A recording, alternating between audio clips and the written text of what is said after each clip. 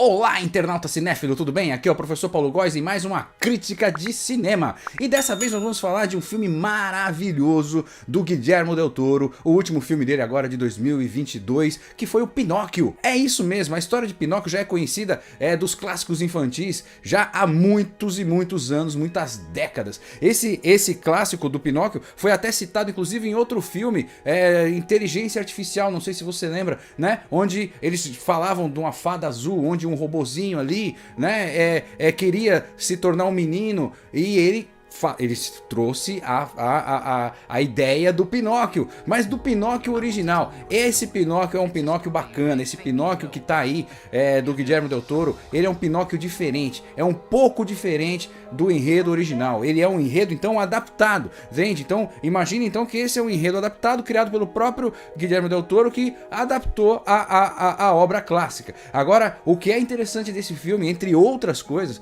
né, a gente pode colocar várias coisas interessantes. Primeira coisa assim que você já pega de cara é o lance stop motion, cara. Stop motion, e o negócio é muito louco. Porque assim, normalmente quando a gente fala sobre stop motion, a gente fala sobre massinhas de modelar tal, e que você tem normalmente algo meio que caricato até para você desenvolver a história. Mas quando você vê o Pinóquio do Guillermo del Toro, não. O negócio é animal de bom. Ele se preocupou em várias coisas no stop motion, entre elas uma coisa que eu nunca tinha visto ainda. Eu ainda não tinha visto esse tipo de técnica, que era o lance de você fazer a cena girar. Você vê nos trailers, por exemplo, que a cena, apesar de ser stop motion, a câmera tá se mexendo, cara. A câmera tá se mexendo, se liga aí. Como que a câmera tá se mexendo? Ou seja, né? Porque uma coisa é você deixar a câmera parada e aí pegar um boneco, depois modelar ele, aí bater uma foto, aí deixar a câmera parada, a câmera tá parada. Aí você modela mais um pouco e bate outra foto, aí você bate uma... É muito mais fácil assim, certo? Você fazer um boneco andando na tela... É mais, tipo, né, você ter uma câmera parada e fazer um boneco andando na tela de stop motion é muito, muito mais fácil do que do jeito que o Guillermo del Toro fez. Porque ele fez o seguinte, ele fez a câmera acompanhar o personagem. Só que esse personagem está em movimento e a câmera então fica em movimento também. Então se liga, os caras, meu, teve cenas lá que levou 3, 4 meses pra ser filmada. Uma cena de menos de 1 minuto, entende? Por quê? Porque os caras fizeram um plano sequência muito bem feito, muito louco lá, né? Quando aparece o primeiro macaco, né? Aquele macaco do circo. Você que lembra da história do Pinóquio original, você lembra que tem uma história ali com uns macacos, né? Ali do circo e tal. Mas só que aí é que tá. Tem gente que tem um pouco de medo de mostrar esse filme para as crianças, porque ali tem lá uma classificação lá na Netflix. Esse filme tá na Netflix, é um filme da Netflix. Onde ele tá dizendo lá que é classificação de 12 anos. E realmente, ele não é classificação livre, não tem como, porque tem algumas cenas de violência, né? Não é tão violento quanto a história original, porque a história original é mais punk, né? É mais pancada, mas como fala de um momento de guerra, né? Como fala de um momento delicado ali da Itália, né? É bastante complicado, vamos dizer assim, né? Com exploração infantil e tal. Isso é uma coisa meio pesada, então por isso que a classificação é de 12 anos, então é interessante levar isso em consideração também. Agora, além disso, você vê, tipo, então nós temos aí stop motion muito bem elaborado, stop motion onde os personagens vão com a câmera, então, ou seja, cada segundo, lembra?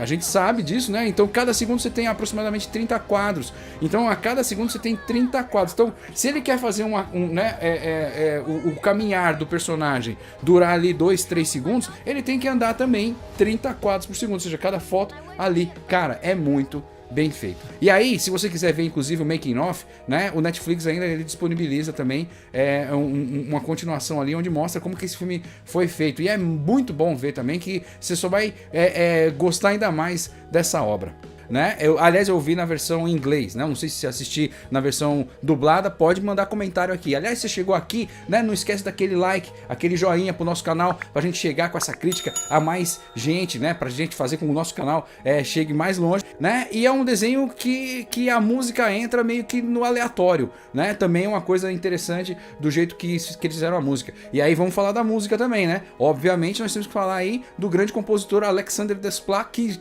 tá sempre acompanhando o Guillermo del Toro, né? Já acompanhou ele também na Forma d'Água, que também fez um trabalho maravilhoso ali, o qual ele inclusive ganhou o Oscar de melhor filme naquela época lá, certo? Então agora, esse ano, Pinóquio também tá concorrendo ao Oscar. Esse ano, 2023, Pinóquio tá concorrendo ao Oscar, então, de melhor animação, né, de longa-metragem, certo? Então é uma coisa aí que, ou seja, então é um filme que concorre ao Oscar que nós estamos apresentando aqui pra você hoje, certo? Então tem mais um detalhe aqui que eu acho que a gente pode falar desse filme, entre outras coisas, que eu acho que esse filme é sensacional como um todo, né? Ele tem essa questão da música, o Alexander Desplat, ele manda muito bem, coloca muita emoção nas cenas, né? E que deixa o negócio muito legal. Então você tem todos os personagens já conhecidos da história, você tem o Gepeto, você tem o Grilo Falante, né? Você tem a Fada Azul, você tem